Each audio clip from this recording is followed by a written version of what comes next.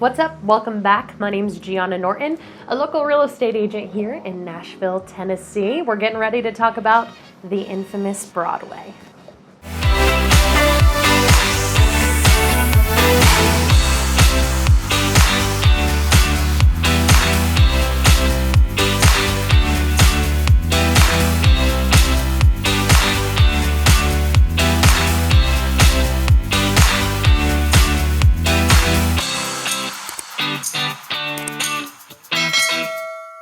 I'm excited to talk to you about Nashville's most famous street, Broadway.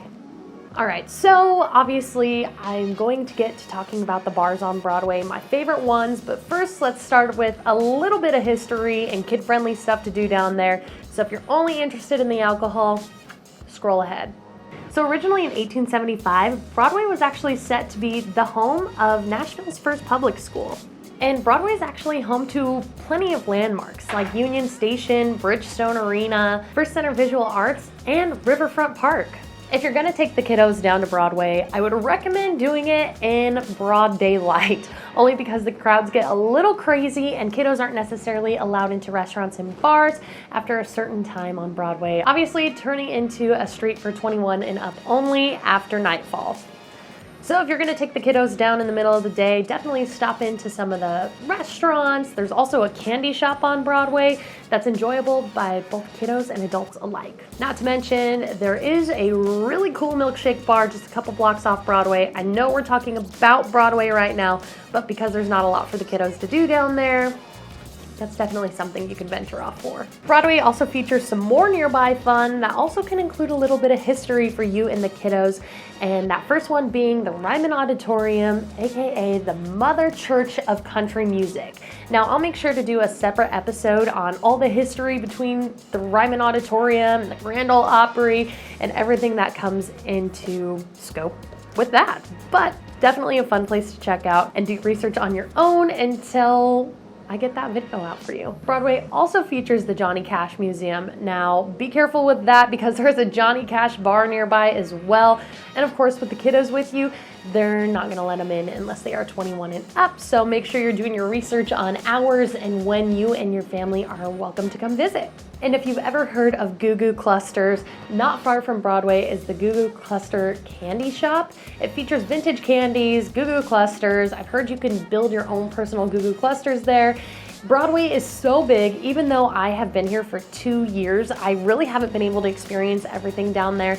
So as soon as I do, I'll let you know what I think about it. Now, when talking to a lot of locals around here that have lived in the area their whole lives, they will tell you that Broadway has gone from a lot of crime and, just not the area to spend a lot of time in, to Nashville's honky-tonk highway. No offense, parents, but now it's time for the fun stuff. My favorite thing about Broadway here in Nashville is you'll never know who you're gonna run into, right? Some celebrities I've run into include Chase Rice and Michael Ray, so many more. There's gonna be professional athletes running around down there. I've seen Matt Duchene out and about with his family at Rippy's. It's really fun. You never know who you're gonna recognize. A lot of celebrities own bars down there and they like to stop in for a set every once in a while.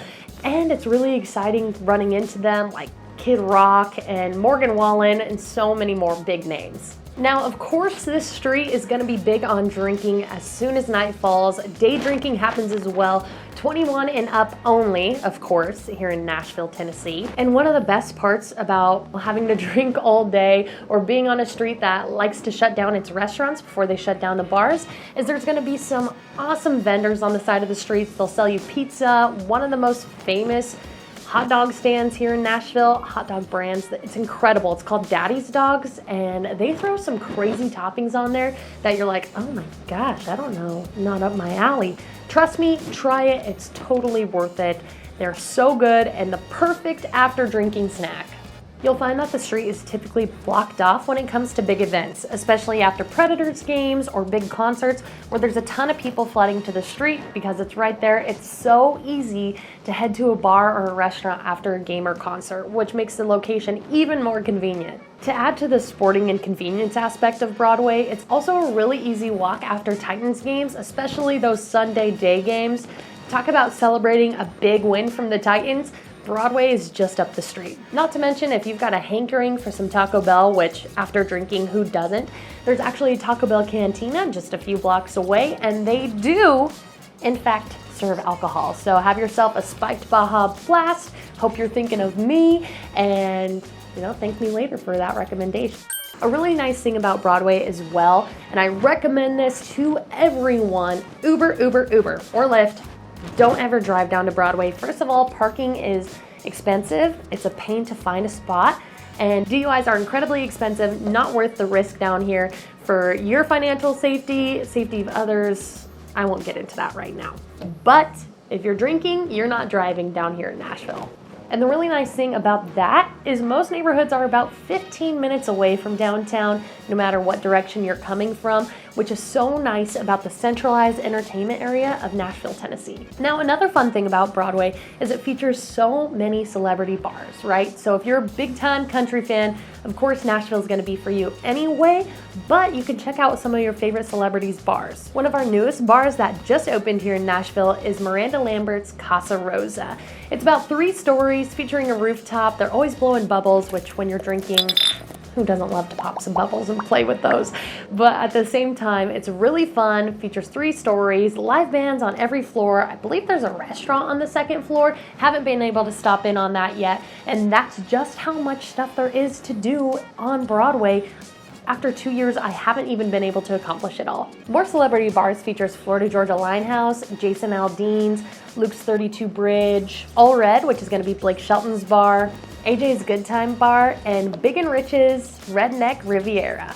Now, personally, some of my favorite spots to check out and where I've had the best time is going to be Kid Rock's Honky Tonk Bar, which is also a steakhouse, by the way. I typically stick with chicken tenders if I'm drinking because who wants a tomahawk after a long day of drinking beers and mixing alcohols? But you might be different, so definitely make sure to check that out. And I will mention that Kid Rock is one that is always stopping in at his bar. I've gotten to see some free Kid Rock concerts. He hops on there, sings all summer long, whatever song he's feeling like. Morgan Wallen also makes some frequent appearances there. Lots of celebrities, and not to mention, their bands are some of the best I've ever seen.